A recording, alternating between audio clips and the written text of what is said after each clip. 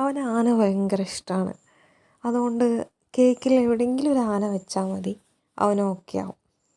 അങ്ങനെ ഒരു കസ്റ്റമറായിരുന്നു, വേറെ ആരുമല്ല, എൻ്റെ കസിൻ സിസ്റ്ററായിരുന്നു. അവരുടെ മകന് വേണ്ടിയിട്ട് ഓർഡർ ചെയ്തതായിരുന്നു. ആയോ, നമുക്ക് കേക്കിൽ ആനേനെ കയറ്റിയാൽ എന്താ സംഭവിക്കാമെന്ന് നോക്കാം. അപ്പോൾ കേക്ക് വരുന്നത് 1.5 kg 2 ടയർ ആയിട്ടാണ്. ടോൾ കേക്ക് ആയിട്ടായിരുന്നു ചെയ്തിട്ടുണ്ടായിരുന്നത്. ഫ്ലേവർ വരുന്നത് വൈറ്റ് ഫോറസ്റ്റ് ആയിരുന്നു കേട്ടോ. നമ്മൾ ക്രം കോട്ട് ചെയ്ത് വെച്ചിട്ടുണ്ടായിരുന്നു 2 കേക്കും. അപ്പം ഒന്ന് ഇപ്പം സെറ്റ് ചെയ്തുകൊണ്ടിരിക്കുകയാണ്. അപ്പോൾ ആന ആയതുകൊണ്ട് ചെറിയൊരു ലൈറ്റ് ഒരു ബ്ലൂ കളറിലാണ് ചെയ്തിട്ടുണ്ടായിരുന്നത് 2 കേക്കും. അപ്പം ഫിനിഷ് ചെയ്യുകയാണ്. മുകളിലായിട്ടൊരു വേവ് പോലെ കൊടുത്തിട്ടുണ്ട്. ദെൻ സൈഡിൽ ജസ്റ്റ് നമ്മൾ ആ ബ്രഷിനെ കൊണ്ടൊന്ന് ജസ്റ്റ് ഒരു മുകളിലേക്കൊരു ഡിസൈനായിട്ട് കൊടുത്തിട്ടുണ്ട്.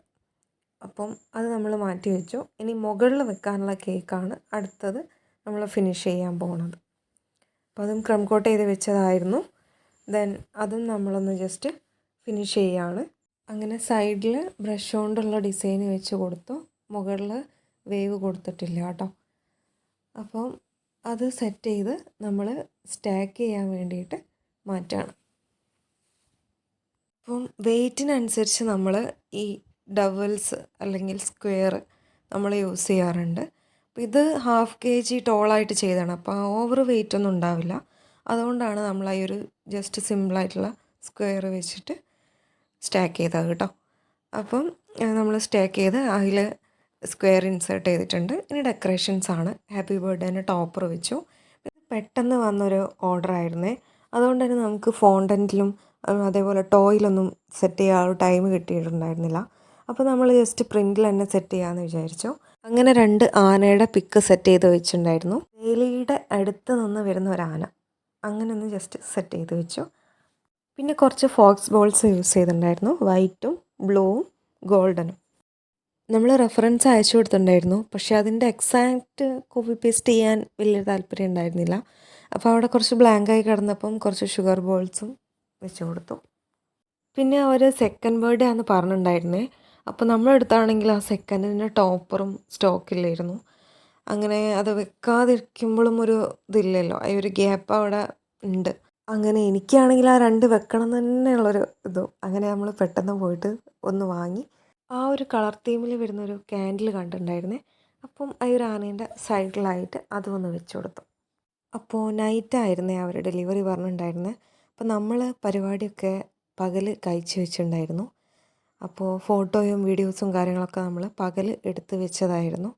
അതുകൊണ്ട് തന്നെ അതിൽ ആ ഒരു 2 നമ്പർ ഉണ്ടാവില്ല ടോപ്പറായിട്ട്. അപ്പോൾ നമ്മൾ ഡെലിവറി ചെയ്യാൻ ആ ഒരു ടൈമിലായിരുന്നില്ല വാങ്ങിയത്. അപ്പോൾ ആ ടൈമിൽ ഡെലിവറിക്ക് പോണ ടൈമിൽ അതിൽ വെച്ച് കൊടുക്കുകയായിരുന്നു കേട്ടോ. അപ്പോൾ വീഡിയോസിൽ നിങ്ങൾ കാണുമ്പം ഇതിൽ ആകെ ഒരു സ്ക്വയർ ആണല്ലോ ഇൻസേർട്ട് ചെയ്തത്, അപ്പോൾ ഇത് സേഫായിട്ട് അവിടെ എത്തുമോ എന്നൊന്നും നിങ്ങൾ വിചാരിക്കേണ്ട. ഒന്നാമത് ഞാനാണ് ഡെലിവറി ചെയ്യുന്നതെങ്കിൽ, എനിക്ക് ആ റോഡ് ഫെമിലിയർ ആണെങ്കിൽ ഞാനത് എന്തായാലും സെക്യൂർ ആയിട്ടേ അത് ചെയ്യാറുള്ളൂ. അതിപ്പോൾ ഒന്നാണെങ്കിൽ എനിക്കതിൽ ഓക്കെയാണ്, ഒന്നിലത് സെറ്റായിട്ട് നിൽക്കും എന്ന് എനിക്ക് തോന്നുകയാണെങ്കിൽ ഞാനൊരു സ്ക്വയർ മാത്രമേ ഇൻസേർട്ട് ചെയ്യുള്ളൂ. അല്ല, ഇനിയിപ്പം വേറൊരാൾ കൊണ്ടുപോവാണ്, അവർക്ക് ഈ ഒരു കേക്ക് കൊണ്ടുപോകുന്നതിൽ അവർ എന്താ പറയുക, അവർക്ക് അറിയണമെന്നില്ല. അപ്പം അത് ഞാൻ പലപ്പോഴും പറയാറുണ്ട് എൻ്റെ കസ്റ്റമറോട്, ഒരു ചെറിയൊരു കുട്ടീനെ എങ്ങനെയാണോ കെയർ ചെയ്യുന്നത് അതേപോലെ നമ്മൾ ആ കേക്കിനെ നോക്കിയിട്ടില്ലെങ്കിൽ എനിക്ക് ചെരിഞ്ഞു പോയാലോ എങ്ങനെയാണെങ്കിലും അതിൽ എന്തെങ്കിലും ഒരു ഡാമേജ് പറ്റും.